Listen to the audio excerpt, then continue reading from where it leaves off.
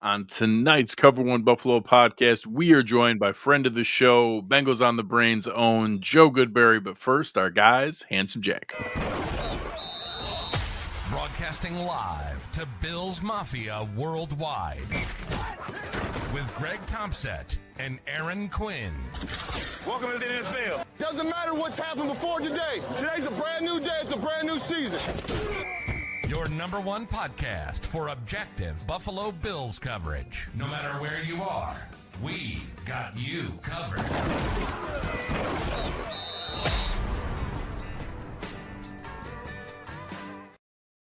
Good evening and welcome to the Cover One Buffalo podcast. You are joining your host, Greg Tompsett, along with my partner in crime, Aaron Quinn. Aaron, how we doing? I'm doing great, man. I love that we have Joe on here this week. This was an easy one when the schedule came out.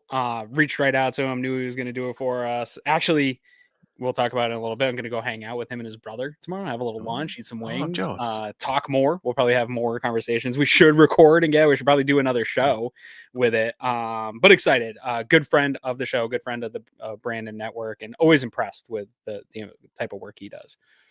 Yeah, of course. And this is, kind of become a fun little mini rivalry. Like we've had, obviously, a lot of things. All the attention goes to the Chiefs, and we've had plenty back and forth. I think there's obviously there's a lot of annoyance with the Chiefs. We don't hate Chiefs fans. Like there's a handful of obnoxious ones like anything else. I always think that one of the least healthy ones is the Ravens. That's just gets nasty. I don't know why. Bengals and Ravens too, though. That's that way. So similarly, division, right? So of course the Bengals and Ravens have it, but I always have a weird, way stronger feelings and nastiness from Ravens fans, and then Bengals fans, it's fun back and forth, but it's more good natured in the fun that's there. I do a really good job week to week. I almost have a rule that I don't want to engage. Not that I'm not a fan. I am a fan. I don't want to engage with fans of other teams. So sure. I really try hard on those weeks when I see it on my timeline to just stay away from it. Somehow every time the Bengals fans find me and they bait me into engagement with them. And it isn't mean spirited or anything like that, but I always find myself on Bengals week being I broke my rule again. I got to stop engaging with fans again in these arguments, but they definitely get me. I got a couple today. So yeah. Oh, you mean making a bet with a Patriots fan that you would say a nice thing about Drake May each day after the game and couldn't tell people that you lost a bet, something like that? I don't do those things. I don't bet. Yeah, it's a terrible idea. It's a terrible idea. Well, without further ado, let's bring up the man himself, from the creator and founder of Bengals on the Brain, our man, Joe Goodberry. Joe, how we doing, sir? Doing great. I'm not complaining here. I've got the same kind of takes. I'm laughing as you guys are saying that about the Ravens fans. I think it's that they must not be able to read down there, because they never know what you're saying. I'm trying to have an honest conversation or an evaluation or share some stats with you, and they're like, screw you, your team sucks. I'm like, whoa, I'm not even doing all that. Did you read it at all? So that twice a year, man, I struggle with them. And then, Steelers fans don't really get on Twitter, I feel or really engage. That's because they're all boomers. There's no young That's what I was going to say. I feel they have an older group. I feel the younger, there's a lot of young Bengals fans that are online since the Joe Burrow era. And I think that's what you get on game day. Plus, we interact so much that I think the algorithm's oh, yeah, he must be interested in Bengals stuff. How about the Chiefs? You guys must rub pretty good with the Chiefs, because obviously there's also history similar with us with the Chiefs in the playoffs. Is that fan base? Does that get a little tension? It does. And because the Bengals beat them a couple times, I think they felt some type of way about it. They knew we were inferior and they wanted to really shove it in our faces any chances they could. And it was you know what? I respected the Chiefs, especially, you guys that win for 40 years. No one, I was never concerned with the Chiefs growing up. I'm happy for you guys until they went, nuclear with it. Yeah. To a guy everybody hates them. Yeah. All right, Joe, I want to get right into it. You told me we were going to talk about it tonight. Before we talk about anything actual football related, I poked fun at the Bengals for posting the Joe Burrow warm-up video in Buffalo. You mentioned it was 2023. And I just poked fun at them of every time this one's worn out. And you said, let's talk about it tonight. So I'm going to give you the floor to get your piece out about me making fun of that. Yeah, because I posted it about 2 days before the Bengals did as well. Like, oh, we're on to Buffalo, and I posted that, and it got. I mean, Ravens fans were mad and picking on it. Steelers fans, there was Broncos fans jumping in, and then of course Bills fans once it got to Bills week, and I was just like, what is it about that clip that drives other fan bases crazy? And I just wanted to. It is very triggering for them, and I don't know why it is. But I get that it's just a warm up, and it's kind of he knows the camera's there, so he's putting on a show and showing off, and it's at this point almost 3 years old. Like, I get those points, but it's also fun and it's also cool, and it makes him look cool, and it made us feel good. If you remember, go back to that January. This is 3 weeks after the Damar Hamlin game. The vibes were weird after that. We didn't know how to really take Bengals Bills because the Damar Hamlin game, the vibes going into that were spectacular. We were like 8-game win streak, 9-game win streak, respectively. We're going into this. Hey, one of us could get the number 1 seed. And then things kind of broke off from that after that game because things, the NFL made some rules. The Bengals had to play week 18 because of it. And then you go into that game and the Bengals were down like 3 starting offensive linemen. It's snowing and Bengals fans are a little nervous. And then we saw that like warm-up clip. And I think everyone was like, oh, okay, they're going to be all right. He's feeling it today. And then, of course, they handled their business. So for us, it means, a time where like that was one of the most fun playoff games we've had in 40 years. I get it. And it does look cool. I think what it is the constant use, the overuse of it. It was like we have a friend, Greg Moyer, who has a text group with us, and he lives in a constant state of fear of the Bengals. And he sends that to us constantly when he's trying to tell me how cool Joe Burrow is and the vibes associated with Joe Burrow. And he'll give me that as like example. Exhibit A is like, look at how cool this guy is. And so I think for the other fan bases, it's like, I don't know, like if Cavs fans were just showing like a LeBron highlight of him dunking in warmups, right? Hitting a half court shot from warmups. But right? Here's the thing. And this was my frustration with Bengals fans really today is everything I've said about Joe Burrow or the Bengals starts with, I really like Joe Burrow, or Joe Burrow is a very good quarterback, or I like something. I really like him. And that's my kind of point is I think there's so many clips of stuff that he's done in a game that you could use those and dunk on people. Cause he is one of the top guys when he's healthy and playing and throwing 2 guys like Higgins and Chase. There's plenty of opportunity to show some cool stuff in a game.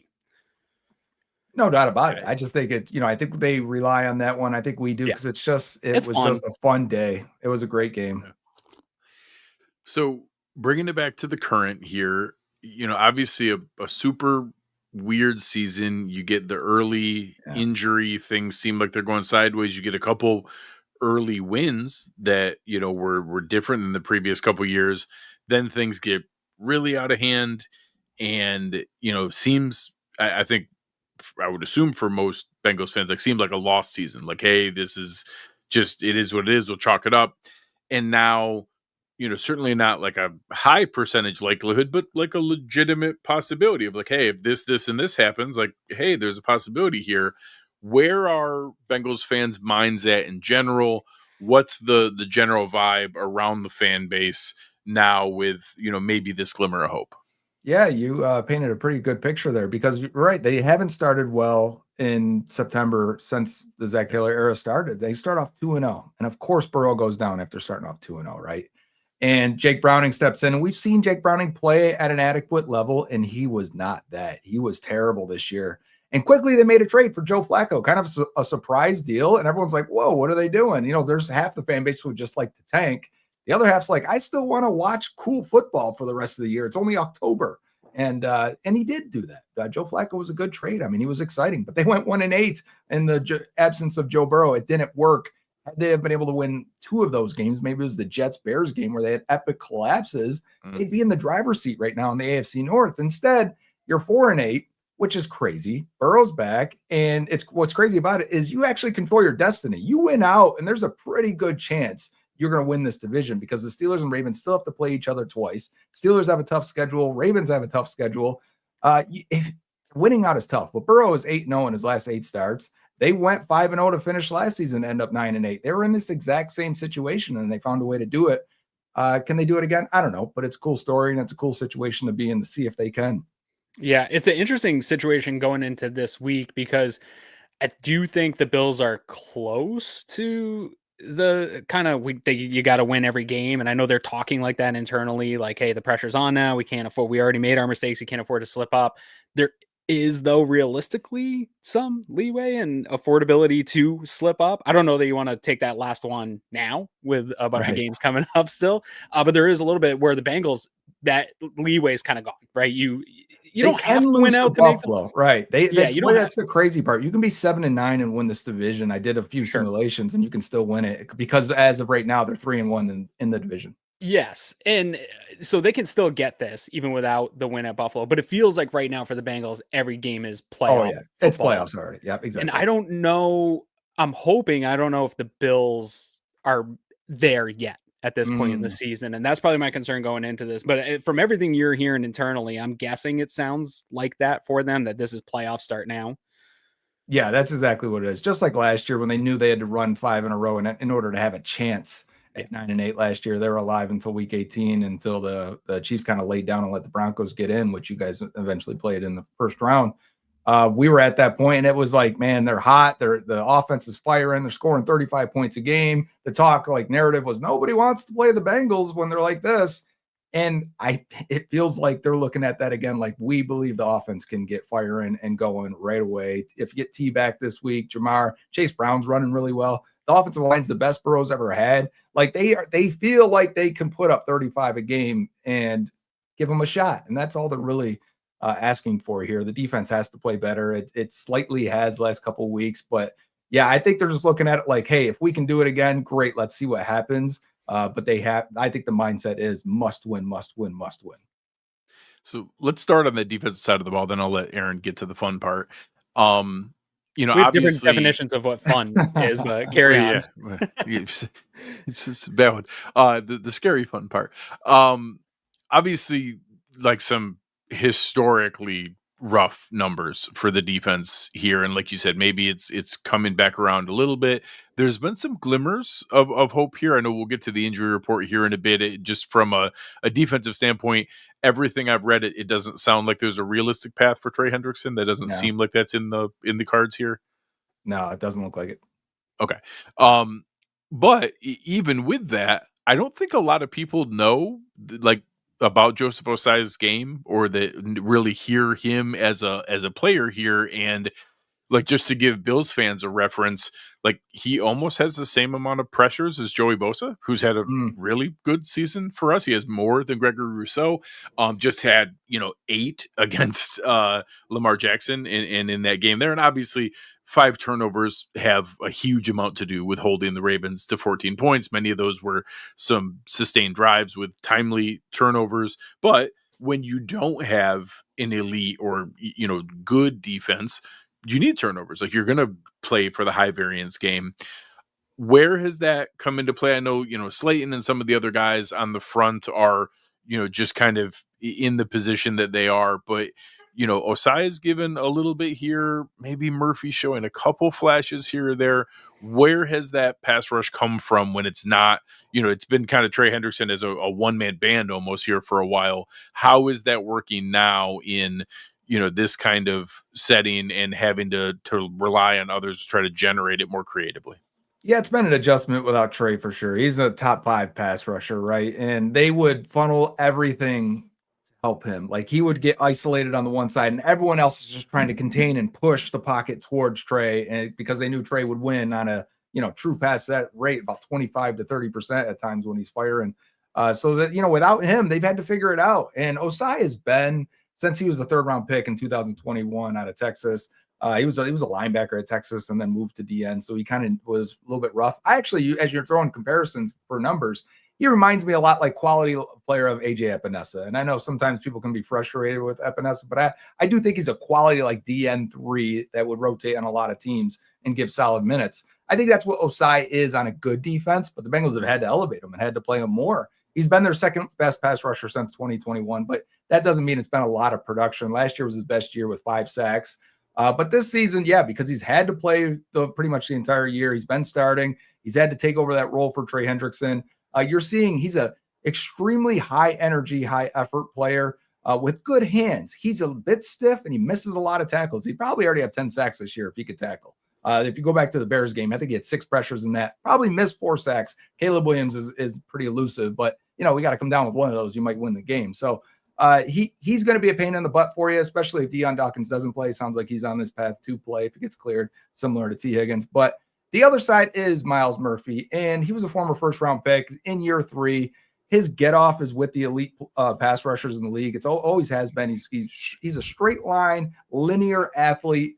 Can't really dip, can't really get low, can't really turn the corner, doesn't have great moves, but he can turn that speed into power and he can get in your face. He's not going to disengage, but he'll get right into the quarterback's lap and create for other players. And that's valuable. But this is a bad pass rush for the majority of the year. If you go back the last 4 weeks, each guy has 17 pressures, which is really good. That would rank amongst the league lead if they could finish or have a 17-game stretch of that. But that's been the thing. When you have like C-level players starting, can they have the consistency of a B or A-level player? Usually they cannot, and that other shoe is going to drop at some point. But right now they're riding pretty high.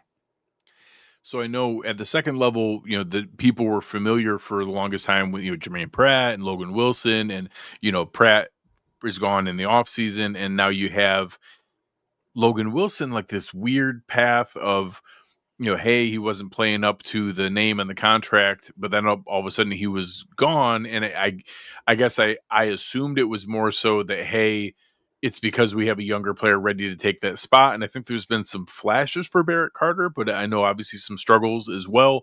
How is that working out between Demetrius Knight and Barrett Carter, trying to be able to find their way of figuring that out when linebacker had been a strength in the previous, iterations of this defense? Yeah, you spent a second and a 4th-round pick, and the Bengals had a 2nd-round grade on Barrett Carter. So they were super high on him. When they got to that pick and they ultimately took Demetrius Knight, the last guy of the 4 or 5, I can't remember exactly how many it was, that they were considering at that 2nd-round spot was Barrett Carter. So for him to still be there in the 4th, they were probably dumb. Like, he shouldn't have been a 2nd-round pick, right? I mean, as a draft guy. But at the same time, when he's still there in the 4th, they're like, oh, yeah, let's take Barrett Carter back-to-back or take double dip at linebacker. So when they get into the season and Logan looks a little slower and maybe isn't making the same impact as he was, not as good in coverage anymore, they're probably like, you know what?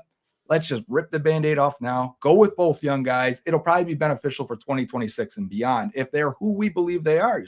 In your mind, if you have 2 2nd-round graded linebackers, that's a pretty high mark to put on a linebacker.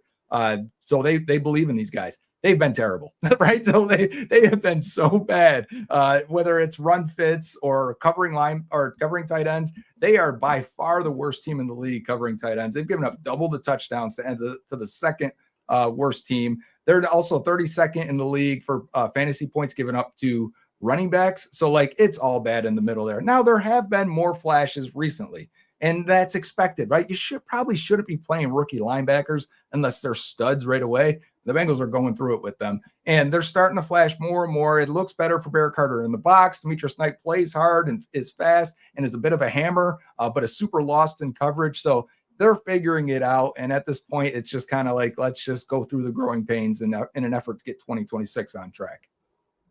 So in the back end, obviously the metrics are not kind to many folks back there with some of the things that have come up, but a pretty consistent bright spot has been DJ Turner. And there's definitely some spots there where it's, favored him in some of the different pieces, obviously isolated when he's in coverage and the pieces that are there, not missing a lot of tackles, but also oddly not involved in a ton. All I can think of is the Bills that spam that play over and over again to get James Cook versus a cornerback. I'm like, well, we're going to find out if DJ Turner get tackled because we're just going to put him into that position over and over again. It does seem like that's been at least some bright spot to hold to. I know Geno Stone is a guy that we've liked for quite a bit. And Aaron, obviously has loved Cam Taylor-Britt's game for a while here. And everybody's had their ups and downs, but Turner seemed like he's been kind of at least something to cling to in that secondary. Yeah, I think Turner should be probably 2nd team All-Pro this year, and when looking around the league, and hopefully makes a Pro Bowl. I just don't know if you're on a 4-8 team with historically, at one point, they were the worst defense in DVOA history. I mean, modern football history, the worst defense of all time. It's hard to make a Pro Bowl, but what he is, he's a former second-round pick, 4.26 speed, super agile. That is great in man coverage. And they bring in Al Golden. Al Golden wants to play man coverage. They're amongst the leading teams in man. So it makes him look really good. He was always super sticky in guys' hip pockets. He just couldn't affect the ball. He's 180 pounds on his probably heaviest days. And when you see him, like his rookie year, he was more like a hummingbird, just right on these guys, but couldn't really affect the play. And guys were catching uncontested situations through him and around him and over him. And that has developed. Now I think he's got 16 pass breakups this year. He sees the ball better. He's tracking the ball better. He's playing it through the hands. He's doing a lot of work out there. He looks really good. And it's not even the plays where he's making these plays. I mean, he ripped one away from DK Metcalf on a Thursday night game on a little fade back shoulder ball. Like he looks more physical. He looks more agile than ever.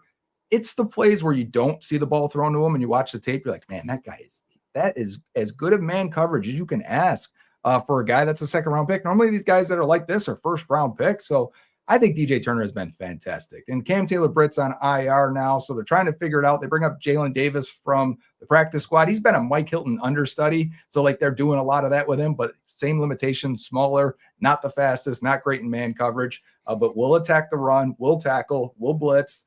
And then they kick Dax Hill back out again. They've moved Dax Hill to every single position in the defensive backfield. Probably stunted his growth, probably limited who he could be, because there are flashes of Dax being really good at all positions. And he looked good for the first few games in nickel, and then they kind of had to pare it down as the defense couldn't handle anything. So they're not sending him on blitzes, not doing these things with him that make him special in the slot. Now he's out at the boundary, had a rough game the first game versus Kayshon Boutte on some of these deep balls. Couldn't track it, couldn't find it. Last week, he was really, really good. And I think he could settle in back there and play the boundary. And if he does and is good, you got two solid boundary guys. The issue this year has been safety has been incredibly inconsistent for them. Geno Stone's a guy that, like, sometimes he does not want to tackle at all, is not interested in it. He's always been a guy that's missed tackles. He's not a high-end athlete, not the biggest dude. He doesn't get beat over the top much. And he's the guy back there making the changes and the calls and the checks. So they got to play him for that, because I don't think they have anyone else in the depth chart for that. And then you have a game where it's like, man, Geno Stone looks great today. Like, what is happening? Why can't we get this more consistently? He's a ball magnet, has been for most of his career. And then Jordan Battle being the other one. He's the hammer. He plays a lot of free safety, though. The Bengals have split it pretty evenly between Geno Stone and Jordan Battle.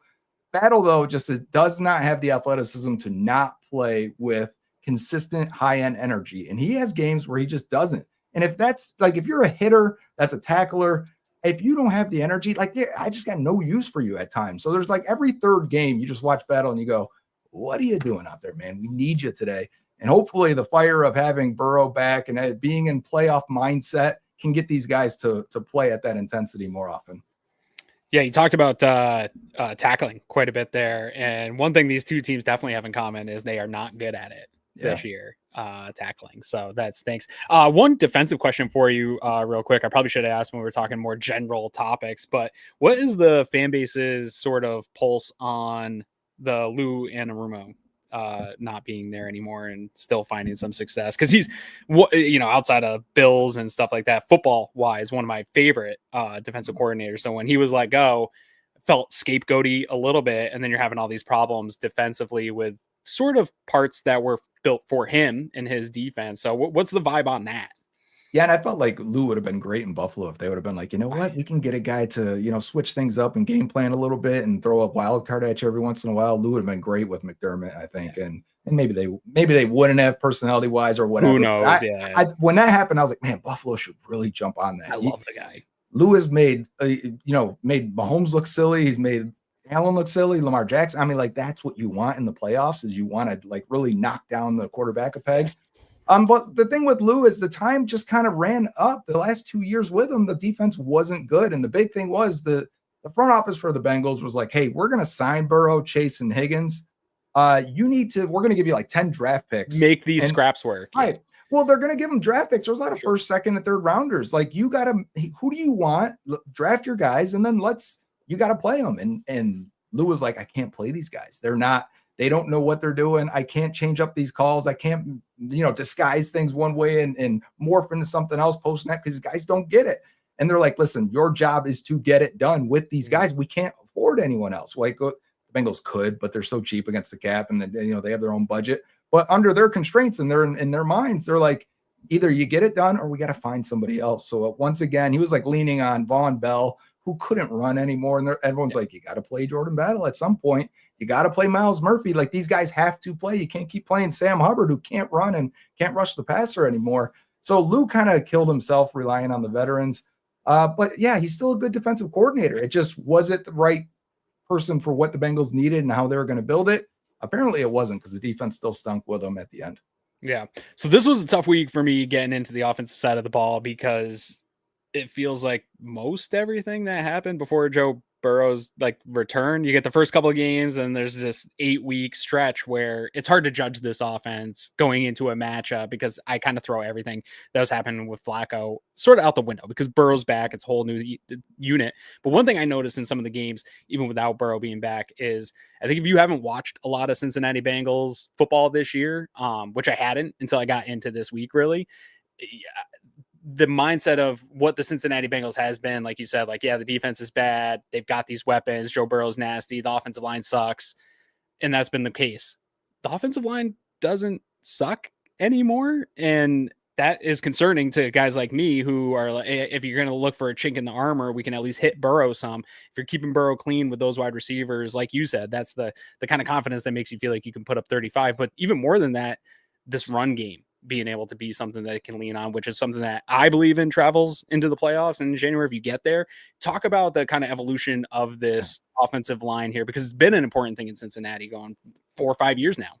And maybe longer, honestly. We've been talking about it like very intricately for about 10 years. The 2016 to 2017 offseason, to let Andrew Whitworth and Kevin Zeitler go. I mean, like, at that point, we've been talking about offensive line so much, probably as much as any fan base in the league. But this past year, they get Scott Peters as a new offensive line coach. He is a Bill Callahan disciple, but more of a technical overhaul guy who's going to bring new looks bring new ideas that these linemen probably don't typically use. And his whole thing is like, we're going to get your hand usage right. We're going to get your balance right. We're going to get your feet right. And the rest we're going to figure out from there. And you can see that it's had an impact. I think Amarius Mims has taken a step forward. I think Dalton Reisner has having his best run blocking season. I think Dylan Fairchild, who was their 3rd round pick, has been their best rookie. Like, the last few weeks, Dylan Fairchild looks like a good starting guard, not just a good rookie. And that's huge. Like, you have 5 solid starters that are veterans, except for Fairchild, who's not playing like a rookie anymore. Yeah. You're probably going to be in good shape. But at week, to paint the whole picture, so because some of the season long metrics and grades and things like that don't really paint them in a great picture. But at the week 3 point, that was the Vikings game, I said, this is the most dysfunctional run game I have ever seen for the Bengals. And that wasn't hyperbole. Like, it looked so bad. I'm like, you might have to fire this O-line coach. I don't think you can make it through a season like this. From that point to now, they're one of the best running teams in the league in terms of efficiency, EPA, success rate. It is gelled. It is working. The guys have bought in. I think it took some time. I think it took some time to figure out who should play right guard, which they ultimately settled on Dalton Reisner. It is working together right now at a really good rate. They've gone from as bad as I have ever seen to, wow, this is the best O-line that Joe Burrow's ever had. PFF grades, for whatever they're worth, gave them the best run blocking grade they've had since 2022 against the Patriots. The best pass blocking game they've had was in Thanksgiving since 2016. So, like, is it not trending up? It is trending up in a big way. Yeah, 6th overall DVOA on offense. The weird thing is, obviously, it comes back to talking about the issue of trying to judge this offense without Joe Burrow. They're the 23rd passing offense, which makes them 13th overall in DVOA. Where do you think they're at if that doesn't occur? Like, right now against league, I know you watch league wide.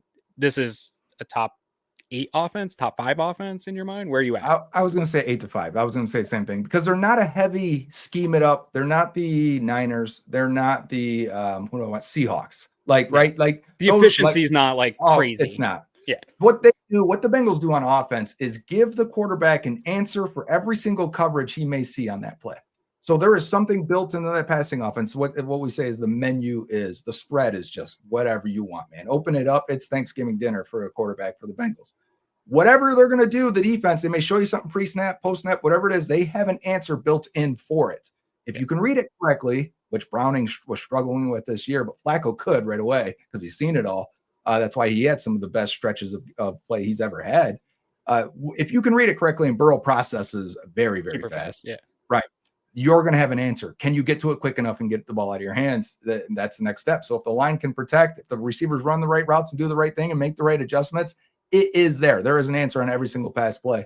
So I think they would be a top 5 to 8. They've never really been the elite because the efficiency is not always there, and they've always had to battle and figure out their offense. Plus, the first 4 weeks for them has always been a problem. But week 5 to week 18, they've been since 2021 a top 5 offense under Zach Taylor and with Joe Burrow, and that includes a stretch with Browning and Flacco now. Yeah, high levels of explosive plays sort of wash efficiency out a little bit also. So that's also baked into some of the numbers here. Real last thing here, kind of tying into that offensive line.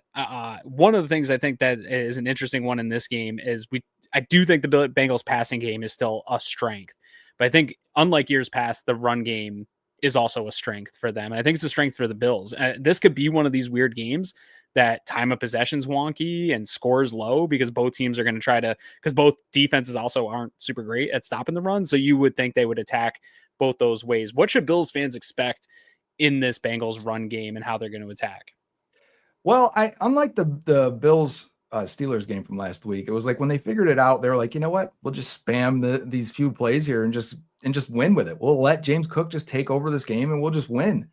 Bengals don't typically do that. They've had a couple of those moments, but they typically that goblin mask starts talking to him. It's like, throw the ball, Joe, and he's like, all right, let's do it. And he just checks out of a play, checks out of a lot of plays. So you see him under center, kill it, and get back, and they're throwing the ball. And it's like they can't run it too many times in a row until they're like, yeah, we got Jamar and T and Joe Burrow, and you know what? Maybe we should just throw this ball and get our offense going. Like the Bills, I think when they're struggling or having a lull, they'll say, Josh Allen, we're going to ride you and like run power with them. Yeah. And then get James Cook going. And that's their drive to revamp their offense. The Bengals are like, hey, we're struggling. Joe, take over, get this ball out and start giving it to your weapons. So while both teams are running very, very well, 2 of the top 5 running offenses in the league in terms of efficiency and success, and 2 of the bottom run defenses, you would think you should run this ball. Who's going to answer that goblin mask first and start to force it?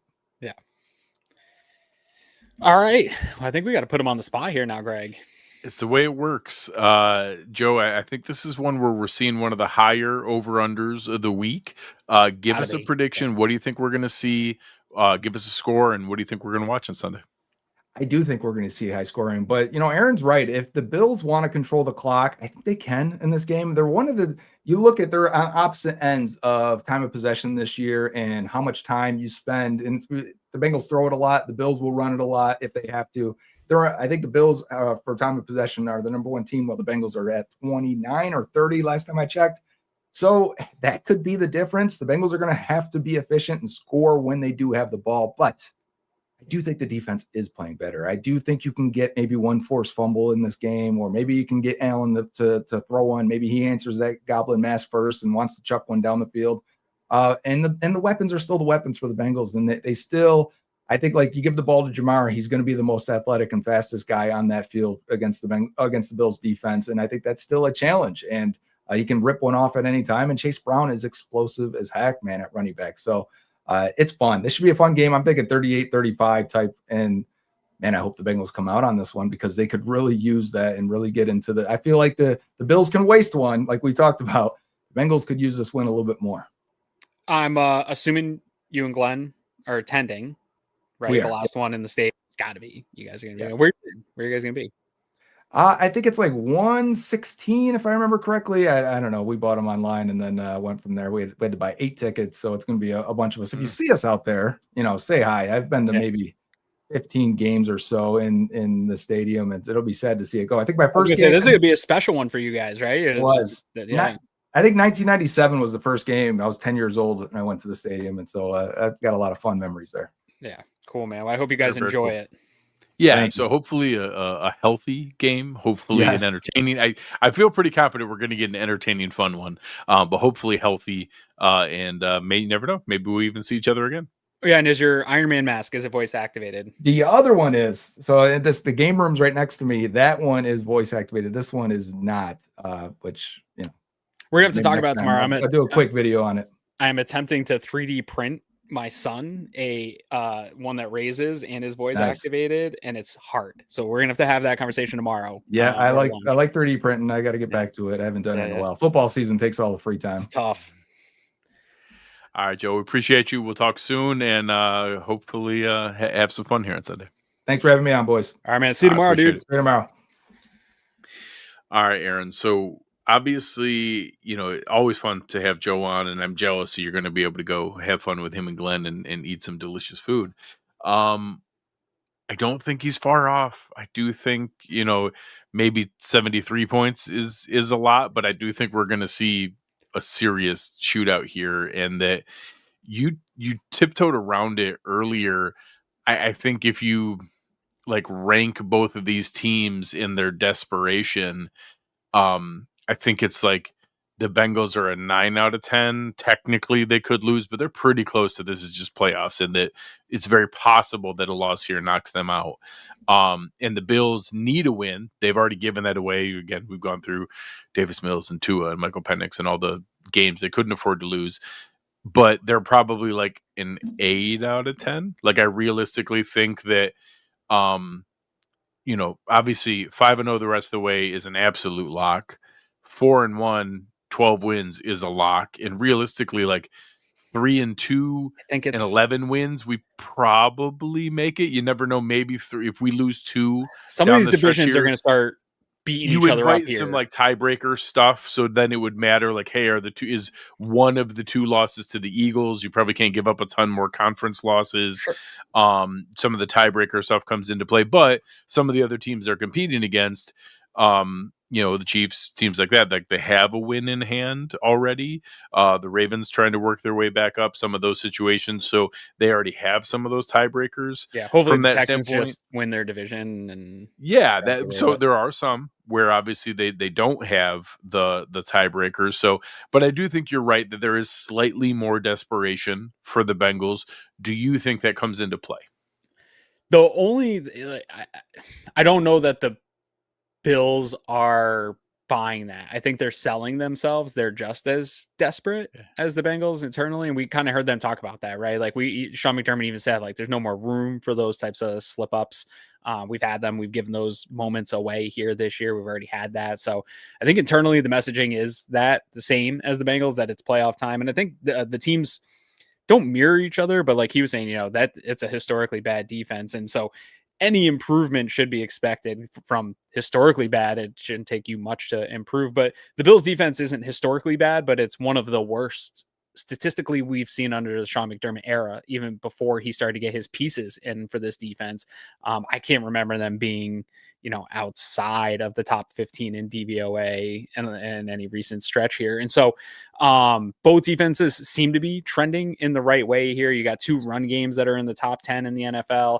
Obviously the Bills passing game isn't what it has been in years past, but the efficiency is in the top of the NFL, and obviously their passing game is explosive. So this should be a good game, but I don't think that I do think that the Bills are in this sort of win now mode. You got to win out. I think they internally know the division's gone, even though I think technically they could, but I think they know that is gone. So they're playing for this 5 seed. So for them, I believe internally they're in the same mindset of what we kind of always constantly talk about on this show is let's play our best football at the right time. Like, we just got to get a ticket. We got to get in here and play our best football at the right time. But I believe now's the time. And so I do think they're going to put on to do this one. And like he said, you know, the fan bases feel some kind of way or whatever, but I think internally the Bills know that this is a team that historically has had their number, and an offense that has historically had Sean McDermott's defense's number. And so I do think that also kind of provides them a little bit extra motivation into this one to get things right. Yeah, so I think you're spot on, and it's going to be. I hope that's what we see. We've obviously seen a lot of roller coaster. We've exchanged win loss for a little bit here, and that's been annoying to be able to see. But I do think that it is real that they feel that now. What do you predict for a score? I got to go back and check my scores because I feel like every week I'm pretty much picking similar scores. But honestly, I think this one, what would you say the over or under was? 70? It's at 53 and a half. So Joe's prediction 38-35 is 73 points. That's crazy. It's like a freaking Big 12 game. It's not crazy. Like, it's possible, Well, with but these that would be a lot of defenses, points. 53 and a half, I weirdly think is kind of low. Like, I do think it's going to go over. Okay. But we'll see. I have it something like, I don't know, 24-20 is kind of where I'm at. I do think this is going to be a lower scoring game than everyone's expecting. I do think I don't think weather is going to play an impact, but it is cold. I just looked. It's going to be cold. It doesn't seem like there's going to be wind or precipitation. There's a it's gonna be chance of cold. snow, I think, on the day, but there's nothing crazy. I think it's snow the day before, but it's going to be a cold day in Western New York. I think the Bills want to lean into the run. I think that I see the path to beating the Bengals as limiting Joe Burrow's reps and playing into that lack of efficiency that, yes, they score a lot of touchdowns, but if you only give them 4 possessions, 5 possessions or something like something silly, that obviously not that, but the less possessions that you give them, they have to be more efficient within those possessions. And I think that you do stuff similar to what you did this past week to the Steelers, where you run 13 play, 8-minute drive and take half of the quarter away from the Bengals. I think that's the path to success. And then if they are scoring, they have to keep that pace. And that puts a lot of pressure on you late in a game, knowing that you're not going to get a lot of possessions back and that you have to score on every one. And I think that's where you start to get a little bit of turnover, thrown into coverage type stuff. And so I think that's the Bills' path to winning this one, is controlling the good game with James Cook and just limiting Joe Burrow on the field. Yeah, I'm similar from a closeness standpoint. I got a little bit higher. I got 30-27. Yeah. I think the Bills can win this. I'm picking the Bills. I think the Bills 30, Bengals 27. I do think it's going to be a stressful game. I think it's going to be back and forth. I think we could see similar to some previous games that we saw with a lot of trading of leads. I think it was the Tampa game that went back and forth like that. There with a lot of lead changes. I think we could see something like that here. And that I don't think it's going to feel good all the time, because Jamar Chase and T. Higgins, Joe Burrow score on a lot of teams, and that we have, I think, some of the secondary to work with that. But I think you're in the right mindset that maybe I wouldn't mind if it was lower scoring, because it might mean that we have sustained drives keeping them off the field. Trying to control it. Yeah. This one could be one that gets away from the Bills. I do think there's the amount of turnovers that we've seen over the past month is something that I'm expecting soon. I don't know if it's going to be this week or not. A slate of some clean games, and we see the splits. Like when they turn the ball over, these games are close or they're losing games. When they're not turning the ball over, it ain't gonna be the 5 that Baltimore gave them last week. Correct. Yeah, but if the Bills aren't turning the ball over, they are legitimately one of the most dominant teams still in the NFL. It's the turnovers that are just absolutely killing them. Like, the passing game is efficient, the running game's elite.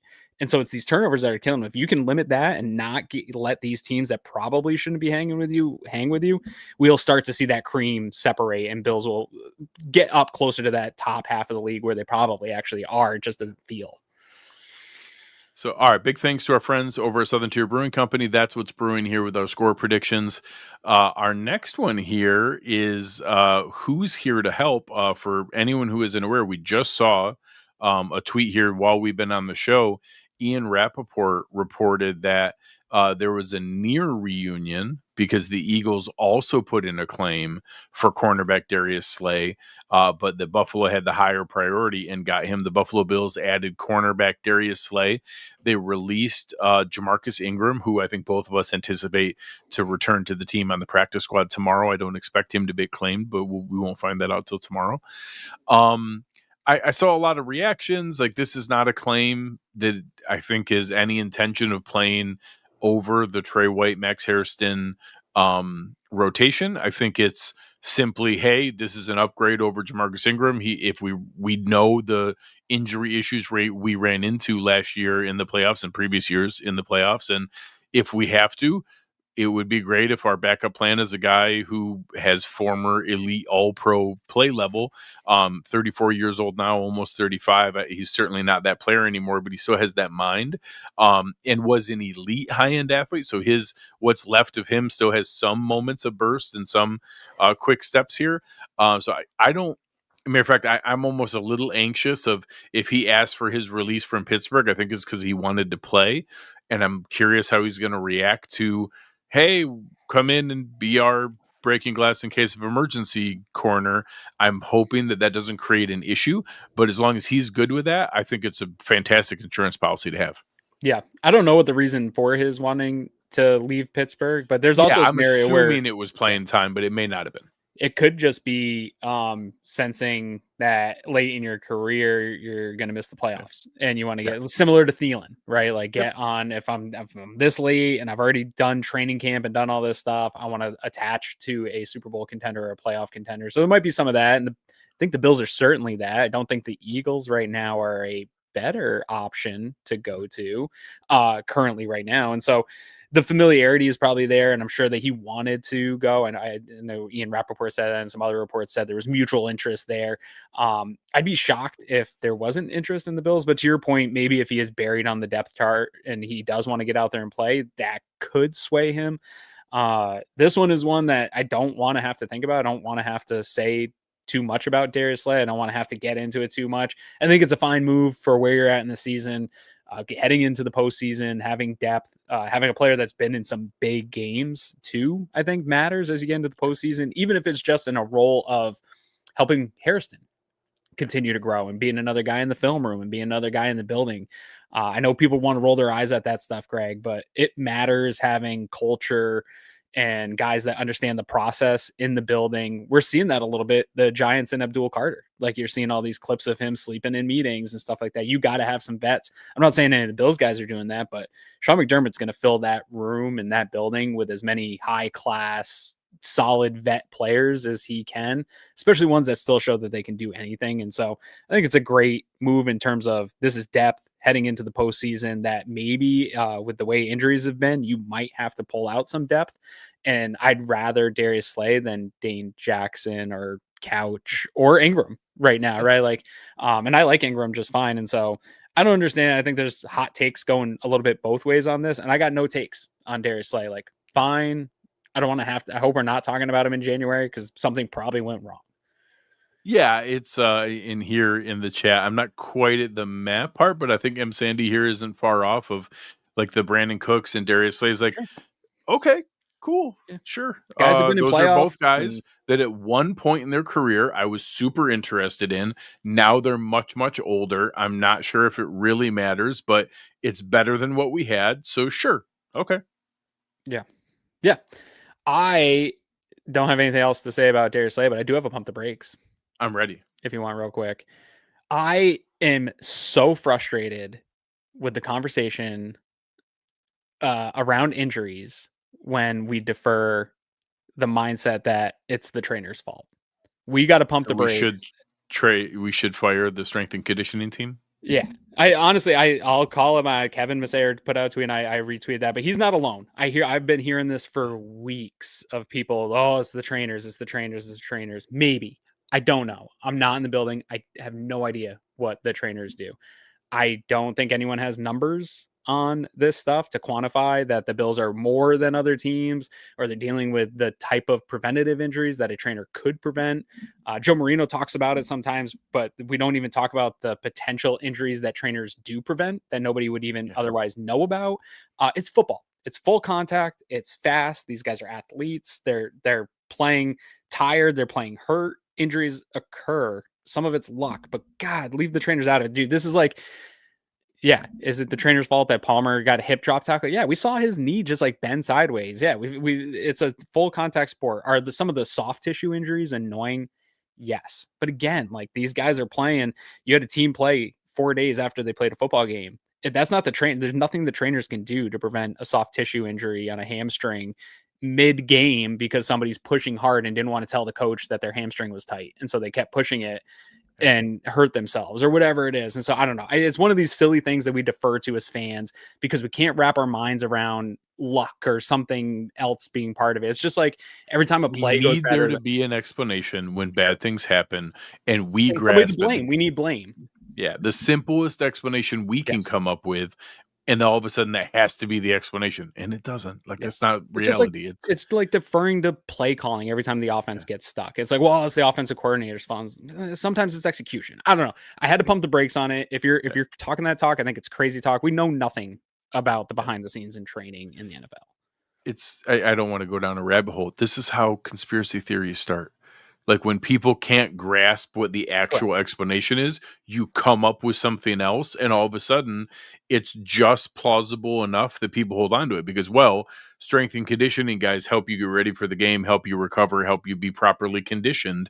So if you got injured, it must be because they're doing a bad job. And that's close enough that people can cling to that and are, all of a sudden, being able to do that. Yeah, Chad's saying here, the trainers literally help bring a man back to life. They might be okay. Hey, Chad, that's one of my lovely cousins. The logic pool isn't always deep. There's not a lot of depth. So just leave it at that. So great pump the brakes. And again, there are a lot of people. Let me put it back this direction. It is okay to be frustrated and annoyed and upset at the number of injuries. It sucks. Right. Like that is a valid feeling. It ruining is valid the year. To be mad. You should be mad. Yeah. You should be mad at the circumstance that we happen to have injuries. That sucks. You shouldn't be mad at the strength and conditioning staff and the trainers for not covering the team with their magic cloak of invincibility. Like, man, I wish we had turned injuries off this week. Yeah, maybe Pablo Torre will find out that the Bills got duped and he's not even a real trainer. And then I don't want Pablo to find out anything with the Bills because everything he gets involved in is bad news. We do not want him anywhere around. But yeah, I think it's such a stretch to make an assumption that they're doing something different than the rest of the league or wrong. These guys are all like they've all gone to school for it. Yes. Like they have the best guys in the league. It's the best guys in the world at their jobs doing it. And I don't know. It's just tough. It's a sport. Every sport, everybody gets hurt. So there's it. That's my rant. That's all I got. I like it. That was well done. That was well done. All right. One last thing. We're going to bring on our wonderful, amazing producer, Colin Ritchie. He is going to embarrass us and quiz us to make us look bad. Yeah, so I've got a game for you guys ready. So 2 days ago, the NFL, it was Tom Pelissero, posted the top 10 vote getters so far for the Pro Bowl for each position in the entire NFL, not separated by conference. So there were 7 Bills players in the top 10 for their respective positions with votes so far. More than expected. Yes, I want you guys to try and guess who that is and try to guess where they're placed in the conference or in the league. James Cook, number 1. James Cook's on the list. He's not number 1. Correct. He has received the 5th most votes among running backs, but second for the AFC behind only Jonathan Taylor. I hate Pro Bowl. The only one that I genuinely haven't seen this. I did see a top 10 list and saw that Drake May was ahead of Josh Allen. So I know Josh Allen's second at quarterbacks. So Josh Allen's third among quarterbacks, second in the AFC. Okay, second AFC. Yes, Drake May and Matthew Stafford are ahead of him. Okay, and then for Cook and Cook and Allen are the easy ones. Yeah, Jonathan Taylor leads running backs, and then also ahead of Cook are Jahmyr Gibbs, Christian McCaffrey, and Bijan Robinson. Okay. I'm gonna assume Deion's in there just from name. It's a popularity contest. Deion for sure is there. Yes. So what's funny about this one is Deion Dawkins is 9th for offensive tackles, but first right now in the AFC. All 8 tackles above him play in the NFC. That's super weird. Super weird. So if he's 9th and they only listed the top 10, I'm going to guess Spencer Brown wasn't 10th. No, they do. I actually don't think they don't differentiate left tackle or right tackle, but they do differentiate free safety and strong safety, which is interesting. Why? Yeah. It's weird. Okay, so we've got those 3. Those were pretty doable. Yes. Joey Bosa? Joey Bosa is not in the top 10. Okay, I was going also, the name recognition side of it. Yeah, they do edge rushers weird, where it's some of them are defensive ends and some of them are just linebackers grouped in with the Fred Warners and Roquan Smiths, which is really weird. Well, Von Miller's always listed as a linebacker and stuff. Right. It's weird. No Joey Bosa. I don't think we have any other Pro Bowlers. There's one guy.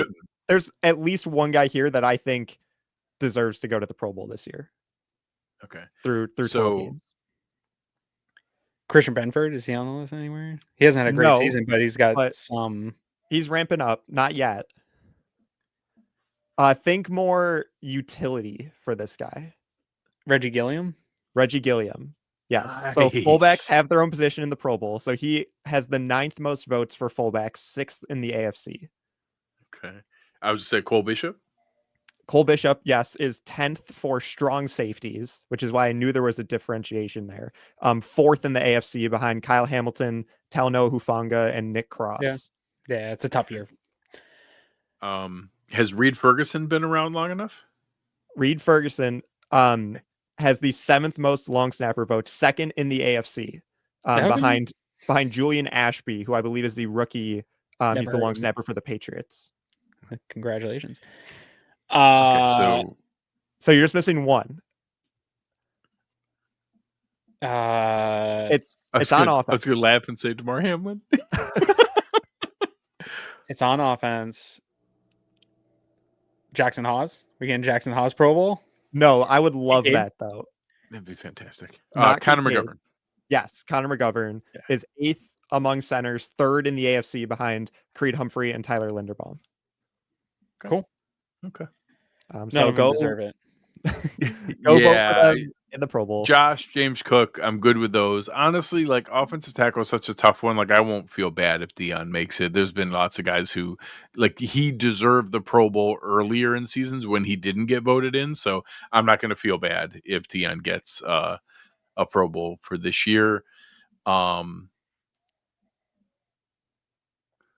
Yeah, for RJ, we don't really play strong safety versus free safety. They interchange them a ton. So most teams are like that. I think by the end of the year, if he keeps trending the way he's trended, Benford will be back in the conversation of like elite players. But I think it'll be too little, too late for something like Pro Bowl. But in terms of he got the AFC Defensive Player of the Week this week, which will help his national. That is a big piece. Yeah. And then a quick question for you guys too from JG7785. Could this be a Morgan Fox game on Sunday?